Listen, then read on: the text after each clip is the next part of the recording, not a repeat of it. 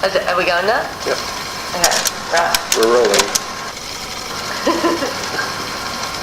As an artist, I don't know. What are your thoughts on studios? Having a studio? Is it like It depends. I think what most people use their studios for is similar to what I was talking about. It's a social space, and it's another space to kind of privatize, especially for young people who might be renting houses that are kind of shit and kind of crappy and bad for their health and stuff like that. It's nice to have this other place where you can, heating's paid for, all that kind of stuff. You can stay there for ages. Your friends are already there, and you can kind of, privatize something. A kind of public space like that. So it's what's so fascinating about people's living spaces, the things that they surround themselves with in order to feel comfortable and feel creative or feel inspired, and that kind of thing. What kind of stuff do people want to surround themselves with? I suppose that's why the pictures, that's why they're so interesting, because it's kind of like you're searching with your eyes, like among all of their kind of possessions. It's like looking into their bedroom or something. Yeah, that's that voyeuristic kind of pleasure in looking into other people's private spaces. But then when everything's all digital, you don't really have that. Some people's desktops are really clean on their computer, or they've got a photo of some holiday wherever on their desktop, of a better place or whatever. But it's kind of it's still different. I don't know, like I said, I just think that there's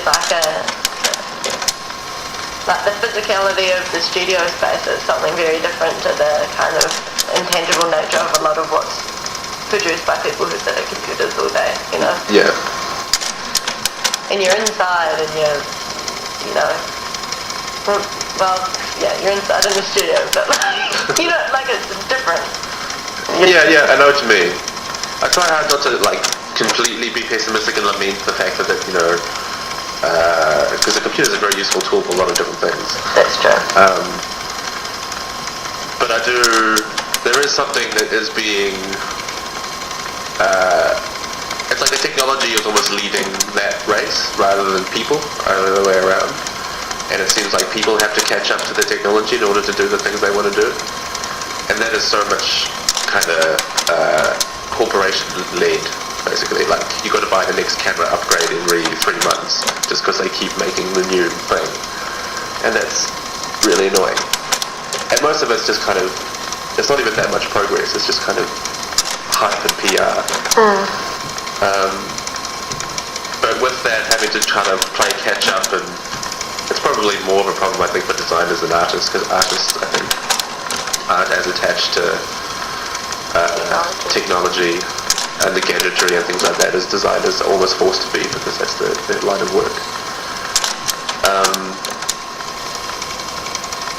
But yeah, I think there probably is, and it's not localized to artists or the creative industries. There's I think a widespread kind of loss in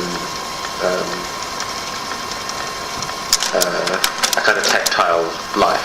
And a physical space as well, because it's kind of, with the studios, even the space that you have, the space that we have at Design Skills is like the computer space, the one desk and the computer space, and that's your station. It's not like you've got, not exactly a room, but 5 by 5 square meter or whatever. Yeah, and I think maybe that's something to work with, that kind of organization of space for people to work at. That's something to resist, maybe.